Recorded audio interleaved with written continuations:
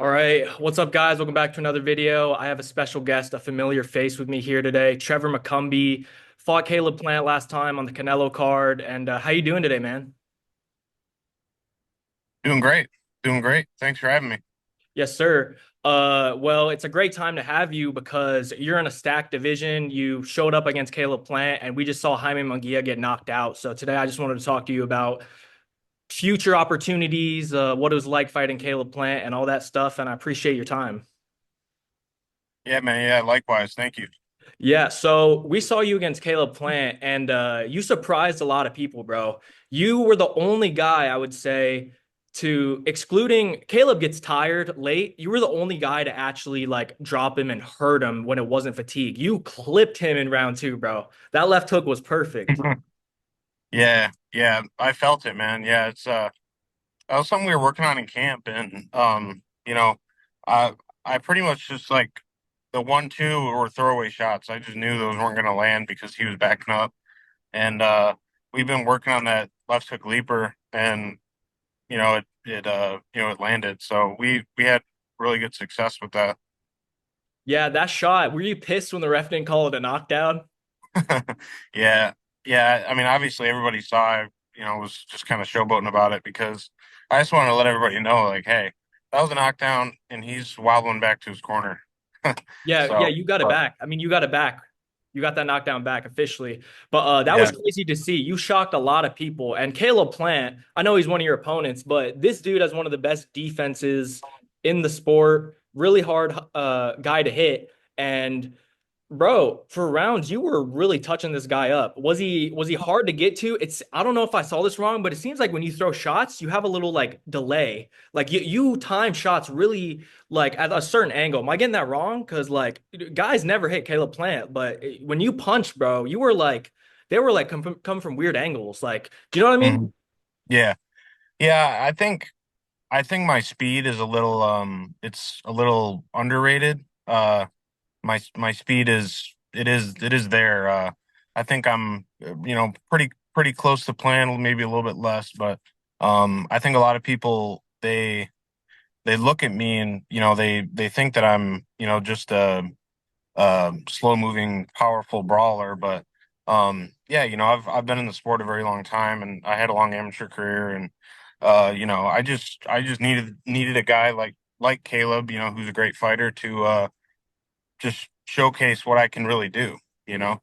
But yeah, my shots come at different angles, and that's stuff that we work on. It's a lot of times, you know, when you just come with those traditional traditional technical shots that are just very straightforward and very technical. They a lot of times they aren't gonna land because we've seen those shots all over and over and over from tons of guys that throw them the same way. So yeah, just changing up the timing, changing up where you're coming with the shot, changing up the delay and using feints and it's all that stuff that can land those shots.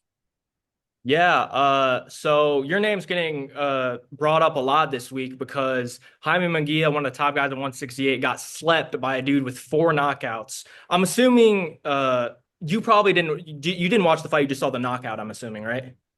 Yeah, I wasn't able to watch the fight. Yeah, I wasn't able to watch it, but yeah, I saw the end of it. I want to go back this weekend or sometime this week, and I want to watch the fight because I wasn't really able to see it. But um, you know, it, at the end of the day, when you're in the ring, like everybody's game and everybody has a chance to win. So you know, you can't really downplay the guy. But yeah, I saw he had four knockouts, so that was a little surprising to me.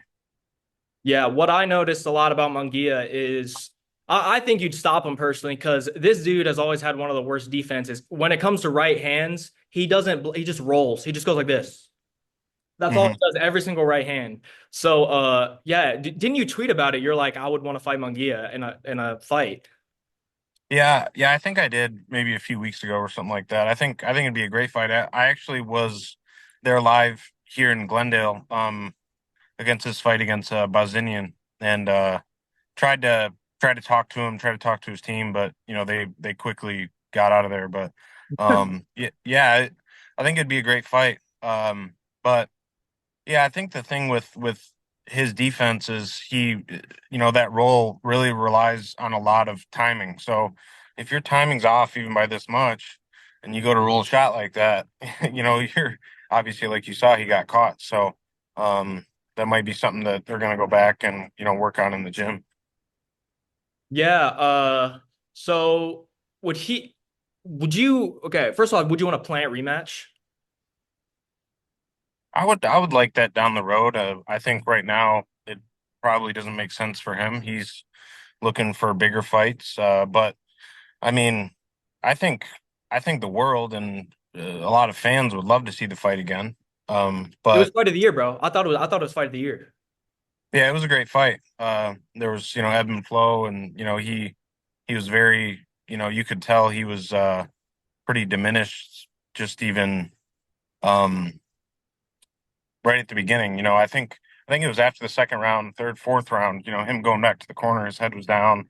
You could tell he was like, okay, I gotta figure this out. And I'm in the deep water like already. So like maybe this wasn't the fight that I thought it was gonna be. Um but yeah, respect to Caleb, he made good adjustments and I would love that fight in the future, but as of right now, we'll look at some other fights, and if the boxing gods allow it, then we'll get in the ring again.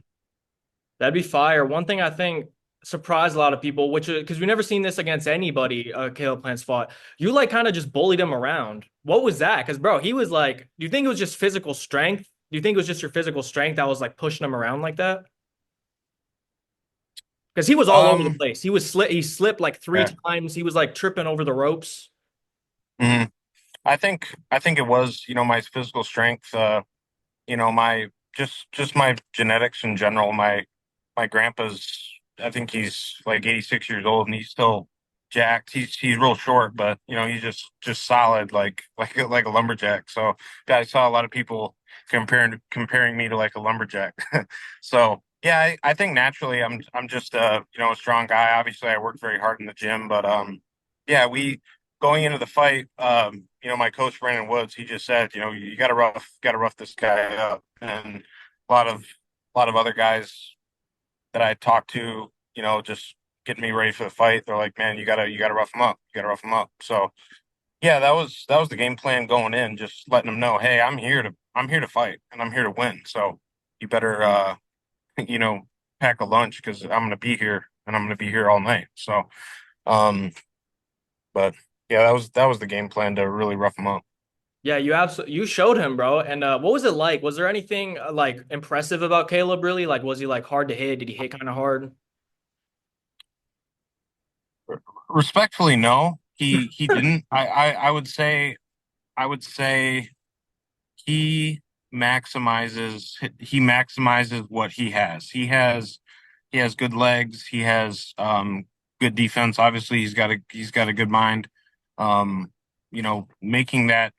I think what impressed me the most was him adapting, and I think a lot of that is just experience. And I look back at the fight, and I know what I did wrong, and I know what I should have done, and but really, what surprised me with him was his ability to adapt, and I think it shows. You can't buy experience, but his punching power isn't anywhere near some other guys I've sparred with or anything. Like I've really been cracked by some top 10 good guys.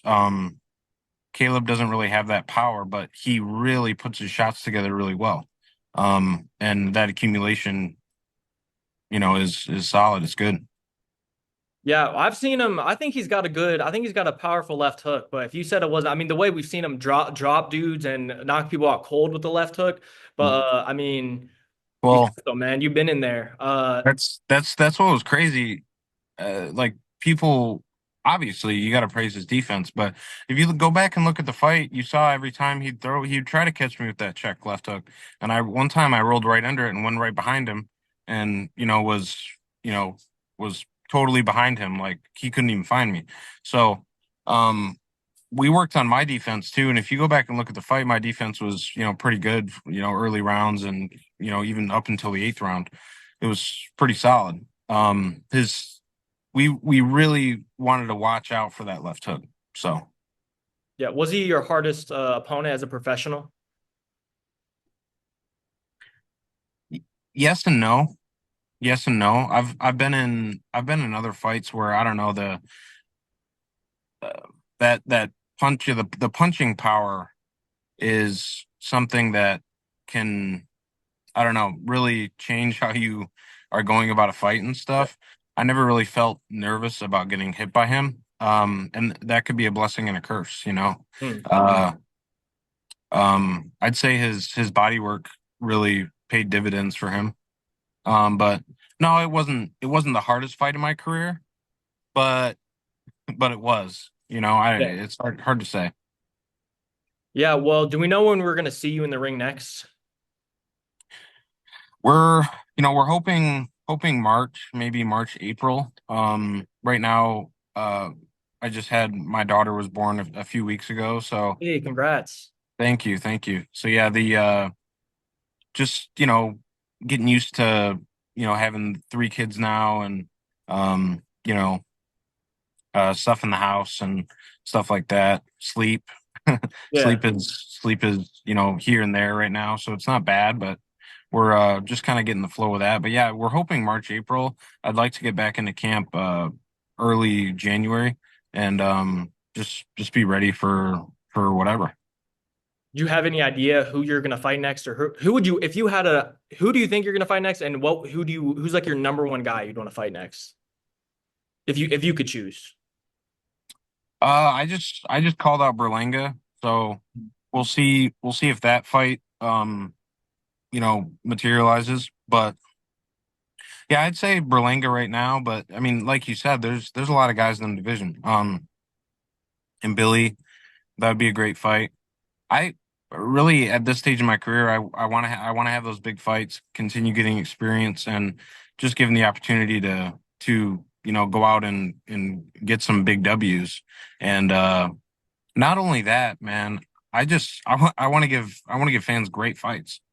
I'm sick of a lot of boxing is talking about we don't get this fight made, we don't get this fight made. Well, let's make some banger fights then. Let's if there's some marquee guys, but if they don't want to fight, then let's make some awesome fights. Let's make some wars and let's give the fans really what they want to see, and they want to see blood and they want to see people knocked out cold. So that's what I want to give the fans.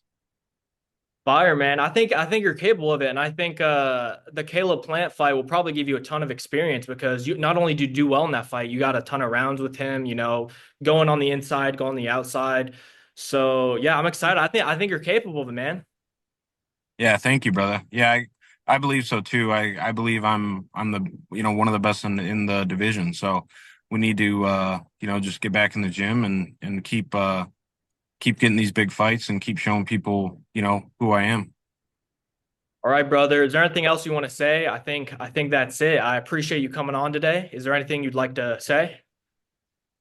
No, just look out for me. I will be back in 2025 for sure, and I'm gonna give you guys the best fights that I can. I'm not ducking anybody, and I'm here. So if anybody wants a real challenge, I am here, and I'm willing to, you know, come out there and take your soul. Yes, sir. I love it, man. Well, thank you. I appreciate it. And yeah, take care, man. Congrats on the baby. All right, thank you so much. God bless you, and have a Merry Christmas. All right. Yes, sir. You too, brother.